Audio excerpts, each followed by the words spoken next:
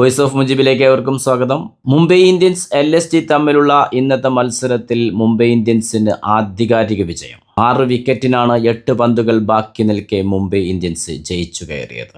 ഇതുവരെ കണ്ട മുംബൈ ടീമിനെയല്ല ഇന്ന് ഗ്രൗണ്ടിൽ നമുക്ക് കാണാൻ കഴിഞ്ഞത്.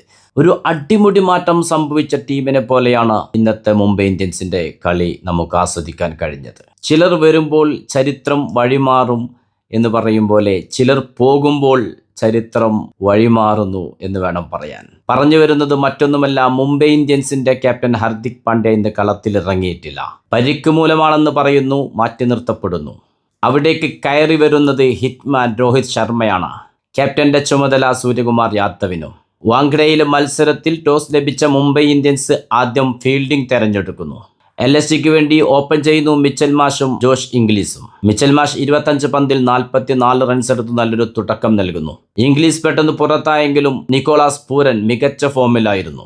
വെറും 21 പന്തുകളിൽ നേടിയെടുത്തത് 60 റൺസാണ്. 8 സിക്സുകളും ഒരു 4 അടങ്ങുന്നതായിരുന്നു നിക്കോളാസ് പൂരന്റെ ഇന്നിങ്സ്. 20 ഓവർ പൂർത്തിയാകുമ്പോൾ LSG നേടിയത് 228.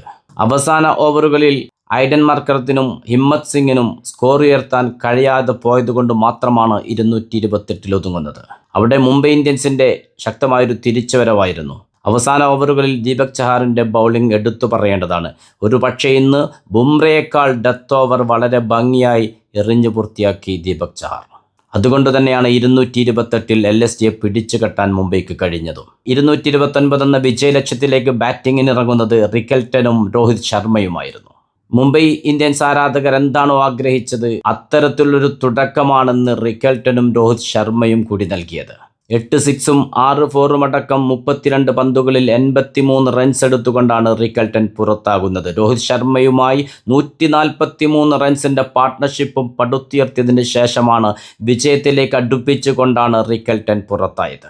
രോഹിത് ശർമ്മ പതുക്കെയാണ് തുടങ്ങിയത്. 11 റൺസ് എടുക്കാൻ 12 പന്തുകൾ കളിക്കേണ്ടി വന്ന രോഹിത് ശർമ്മ പുറത്താകുമ്പോൾ 44ൽ 84 റൺസായിരുന്നു. അതെ, പിന്നീടുള്ള 32 പന്തുകളിൽ നേടിയത് 73 റൺസ്. ഹിറ്റ്മാന്റെ ബാറ്റിൽ നിന്നും പിറന്നു 7 പട്ടുകൂറ്റൻ സിക്സുകളും 6 ഫോറുകളും. ഒരു പക്ഷേ ഈ IPLൽ വാങ്കഡെ സ്റ്റേഡിയത്തിൽ ആദ്യമായിട്ടായിരിക്കും ഇത്തരത്തിലുള്ള ഒരു ആഘോഷവും ആവേശവും നീലക്കുപ്പായത്തിന്റെ ആരാധകർക്ക് ലഭിക്കുന്നതെന്ന് വേണം പറയാൻ.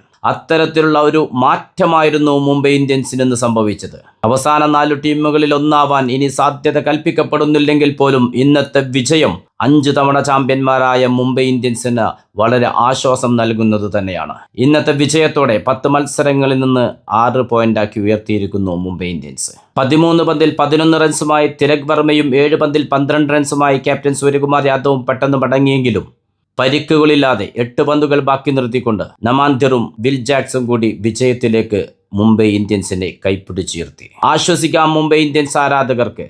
ഒരുപക്ഷെ ഇനിയുള്ള മത്സരങ്ങളെല്ലാം വിജയിച്ച് മുന്നേറാൻ കഴിയും മുംബൈ ഇന്ത്യൻസിന് എന്ന് തന്നെയാണ് ഇന്ന് അവർ ഗ്രൗണ്ടിൽ പ്രകടിപ്പിച്ച ആ ഒരു ബോഡി ലാംഗ്വേജ് നമ്മോട് വിളിച്ചു പറയുന്നത്. അത്തരത്തിലുള്ള മുന്നേറ്റമായിരിക്കട്ടെ ഇനി അങ്ങോട്ട് മുംബൈ ഇന്ത്യൻസിനെ ആശംസിച്ചുകൊണ്ട് തൽക്കാലം നിർത്തുന്നു. പുതിയ ക്രിക്കറ്റ് വിശേഷങ്ങളുമായി നിങ്ങളിലേക്ക് വീണ്ടും വരും. നിങ്ങളുടെ സ്വന്തം വോയിസ് ഓഫ് മുജീബ്. ചാനൽ ആദ്യമായി കാണുന്നവർ സബ്സ്ക്രൈബ് ചെയ്യുക, ലൈക്ക് ചെയ്യുക, നിങ്ങളുടെ അഭിപ്രായങ്ങൾ കമൻ്റായി രേഖപ്പെടുത്തുക.